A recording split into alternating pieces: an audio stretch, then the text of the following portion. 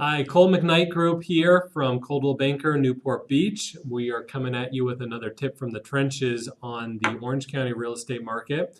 We're going to talk to you today about a recent transaction we just had where the buyer's deposit was at risk because they had removed contingencies and we were past our close date because of the lender had some delays and hadn't got loan docs out to escrow. So, Joe, you want to tell about what happened? Yeah, so we had a client that was looking to buy a particular property, and as Gabe had mentioned, we had gone past or in danger of going past our close of escrow date. So the seller's agent had issued a demand to close escrow, which essentially gives us 72 hours to close escrow. Now, we were communicating with the lender as well as escrow almost on an hourly basis in order to ensure that we got through with the closing on time. However, we were running into some difficulties, and being proactive and somewhat creative, we suggested that perhaps a per diem where we cover the cost to the seller for each additional day did help smooth things out.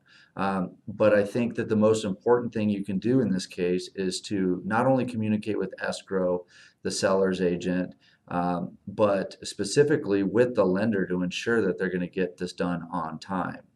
And, fortunately, cooler heads prevailed. We closed the deal, everything was fine, but we thought it'd be a pretty good lesson for those out there to learn. So the first question the buyer had when they found out that their lender was, not closing on time and the seller issued this demand to close escrow, obviously they were in a panic and they had removed their contingencies, including their loan. And their first question to us was, what happens if our lender can't close this on time? Do we lose our deposit? Well, the short answer to that is if they're beyond their contingency period, they've already removed contingencies, then yes, if the seller does issue them that proper notice and the buyer fails to close on time, the seller could keep their deposit.